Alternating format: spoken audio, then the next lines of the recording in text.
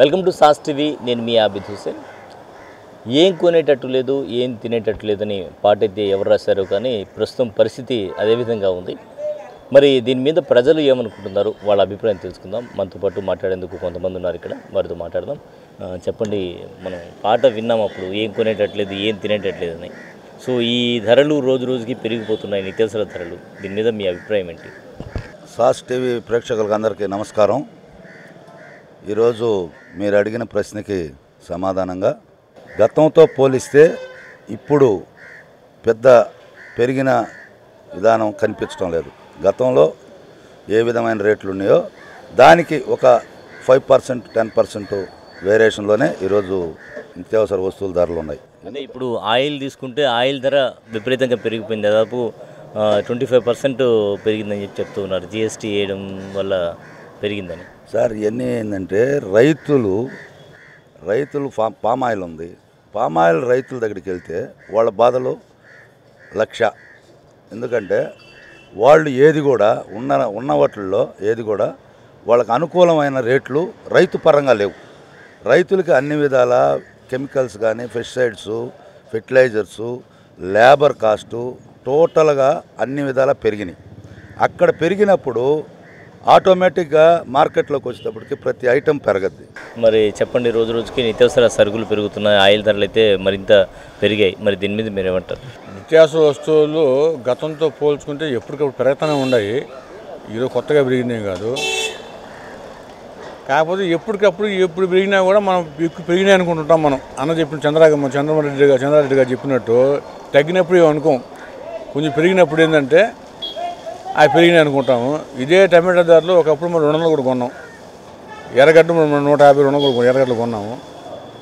వాటితో పోల్చుకుంటే ఈరోజు తక్కువే, కానీ 70 రూపాయలు కూడా మిడిల్ క్లాస్ వాళ్ళకి, మధ్యతరగతి వాళ్ళకి ఈ రేట్ ఎక్కువ. కొంటుంటారా మీరు? కూరగాయలకు వెళ్తుంటారా? మొన్న మండే కూడా కొన్నాం. పోయేసి 60 రూపాయలు వంకాయలు తీసుకున్నాము. టమాటాలు 50 రూపాయలు తీసుకున్నాం. రేట్లు పెరుగుతున్నాయి, డిమాండ్ సప్లై కదా. రెండోది ఏంటంటే సీజన్ వైడ్. ఇప్పుడు ఏంటంటే ఈ దసరా మహోత్సవాలు వచ్చినప్పుడు చాలా వరకు నాన్ వెజ్ తినరు. దాన్ని కొంతమంది అడ్వాంటేజ్కి తీసుకునేసి రూపాయి వస్తుంది 2 రూపాయలు అమ్ముతారు. అది ఈ దసరాలో మరింత పెరిగే అవకాశం ఉంది ధరలు. ఖచ్చితంగా ఉంది. దసరా ఉత్సవాలే కాదు, రేపు రాబోయే కార్తీక మాసంలో కూడా కూరగాయల రేట్లు అబ్నార్మల్గా ఉంటాయి. ఎప్పుడు జరుగుతుంది మేము చూస్తూనే ఉంటాం. మేము కార్తీక మాసం వచ్చినప్పుడు, దసరా నవరాత్రులు వచ్చినప్పుడు ఈ కూరగాయలు, ఈ పప్పు దినుసులు ఈ రేట్లు అభిమానంగా పోతాయి. ఆ టైంలో నాన్ వెజ్ రేట్లు తగ్గుంటాయి. అంటే దీనివల్ల దళారులకి లాభం అంటారా, లేకపోతే రైతులకి లాభం ఉంటుంది, దళారులకి లాభం ఉంటుంది. టోటల్గా ఏంటంటే వాడుకునే వాళ్ళు నష్టపోతారు. ఈ సీజన్లో ఎప్పుడు రేట్లు ఉంటాయి. ఈ సంవత్సరం కాదు, ఏ సంవత్సరం చూసుకోండి మీరు. కార్తీక మాసం ముందు రేట్లు, కార్తీక మాసంలో రేట్లు, నాన్ వెజ్ తినకుండా ఉండేవాళ్ళు ఈ రేట్లు అలివి కాకుండా అమ్ముతారు. టోటల్గా నెల్లూరే కాదు, ఏడని ఇదే పరిస్థితి ఉంటుంది. సో మొత్తానికి సీజన్ని చూసుకొని కొంతమంది వ్యాపారాలు కూడా చేస్తూ ఉంటారని చెప్తున్నారు. ప్రధానంగా కార్తీక మాసం అలాగే దసరా వచ్చినప్పుడు ఎక్కువగా నవరాత్రి మహోత్సవాలు ఇవన్నీ ఉంటాయి కాబట్టి ఈ టైంలో నాన్ వెజ్ తినేవాళ్ళు చాలా తక్కువగా ఉంటారు. కాబట్టి నాన్ వెజ్ ఎవరు తినరు కాబట్టి సో ఖచ్చితంగా కూరగాయలకి మార్కెట్ ఉంటుంది. కాబట్టి కూరగాయల ధరలు పెరుగుతున్నాయి అంటున్నారు. మరొకరితో మాట్లాడే ప్రయత్నం అయితే చేద్దాం. కూరగాయల ధరలు కానీ ఆయిల్ ధరలు కానీ పెరుగుతున్నాయి కదా, దీని మీద మీరు ఏమంటారు? వెళ్తుంటారా మార్కెట్కి? మీరు మార్కెట్కి వెళ్తూనే ఉంటాము. ప్రతి ఒక్కరికి నిత్యావసర వస్తువులు ప్రతి ఒక్కరి ఇంట్లో ప్రతి ఒక్కరు వాడతారు. ఈ నిత్య వస్తువులు వాడని గృహం అంటూ ఉండదు. వీళ్ళకి ఇవి పెరిగినప్పుడు వాళ్ళ బడ్జెట్ ప్రకారం ఎంప్లాయీస్కి అయితే ఇబ్బందిగా ఉంటుంది. మిడిల్ క్లాస్ వాళ్ళకి మామూలుగా వీళ్ళందరికీ కూడా చాలా ఇబ్బందిగా ఉంటుంది. దాని దగ్గర ఇన్కమ్ వాళ్ళకి ప్రతి నెల ఆ విధంగా రాదు. ఇక్కడ పెరుగుతూ ఉంటాయి, సీజన్లను బట్టి మారుతూ ఉంటాయి. ఈ దసరా పండుగ, ఈ పండుగల సీజన్ అప్పుడు పెంచుతూ ఉంటారు. మళ్ళీ సీజన్లు తగ్గినప్పుడు డిమాండ్ తగ్గిపోద్ది కాబట్టి అప్పుడు వాళ్ళు మళ్ళీ ధరలు తగ్గిస్తారు.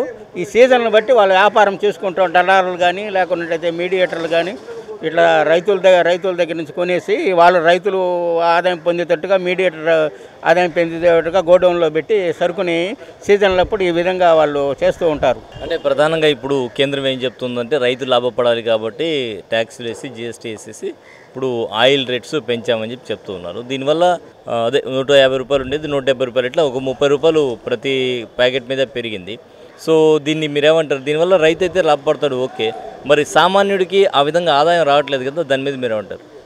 ఆదాయం రాలేదంటే వీళ్ళు ఎలక్షన్ కోసం ఒక్కొక్కసారి పెంచుతుంటారు, ఒక్కోసారి ఎలక్షన్ పోయిన తర్వాత మళ్ళీ దాన్ని రేటు పెంచుతారు, ఎలక్షన్ అప్పుడు మాత్రం రేటు తగ్గిస్తుంటారు. కొన్ని స్టేట్లో ఎలక్షన్ జరుగుతుంది కాబట్టి మళ్ళీ ఈ విధంగా చేస్తూ ఉంటారు. కాబట్టి ఇది ఎంత గవర్నమెంట్ ఒకే స్టాండర్డ్ లేదు కాబట్టి ఆఫీసర్లు, ఎంఆర్ఓలు, కలెక్టర్లు మొత్తం దీని మీద చర్య తీసుకుంటే ఇలాగ జరగదు. వాళ్ళు కూడా వీళ్ళకి అనుకూలంగా ఉంటారు కాబట్టి ఇబ్బందులు జరుగుతుంది. వాళ్ళు చర్య తీసుకుంటే ఈ ప్రజలకు అందరూ నష్టపోరు అని నా అభిప్రాయం. ఎన్నికలు కూడా ధరల మీద ప్రభావం చూపుతాయంటారు. కంట్రోల్ చేసుకుంటూ వస్తే ఎప్పుడు రాదు.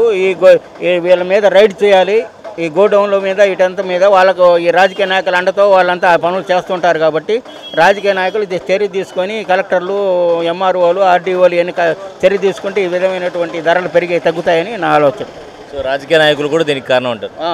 రాజకీయ నాయకులు కూడా వాళ్ళ మీద చర్య తీసుకోవాలి. చర్య తీసుకుంటే ఈ గోడౌన్లో వీటిల్లో చెక్కింగ్ పోవాలి, స్క్వాడ్ పోయి వాళ్ళంతా పట్టుకొని అవన్నీ బయటికి తెస్తే ధరలు తగ్గుతాయని నా అభిప్రాయం. అంటే వ్యాపారులు రాజకీయ నాయకులుగా మారడం కూడా దీనికి కారణం అంటారా? రాజకీయ నాయకులు కాదు, ఇక్కడ వీళ్ళు చేసేటువంటి వాటిని వీళ్ళు ప్రోత్సహించకూడదు. వాళ్ళు చేస్తున్నారని కాదు, వీళ్ళు పోయి వాళ్ళ గోడౌన్లో చెక్ చేస్తే బయటకు వస్తుంది. వీళ్ళు చెక్ చేయమని చెప్పాలి కదా, కలెక్టర్లు ఆర్డర్లు ఇవ్వాలా. ఇప్పుడు ధర ఏ వస్తువు ధర పెరిగితే దాని మీద చెకింగ్ వెంటనే చర్య తీసుకోవాలి. చర్య తీసుకోకున్నట్టయితే ఈ విధమైన ధరలు పెరుగుతూ ఉంటాయి. వాళ్ళు ఆ గోడౌన్లో నింపుకుంటారు, అనరు. ఈ విధంగా దాచి స్టాక్ లేదు, పంట రాలేదు, ఈ విధంగా ఏ ఒకటి చెప్పేసి ధరలు పెంచుకుంటూ ఉంటారు వాళ్ళ వ్యాపార అభివృద్ధి కోసం.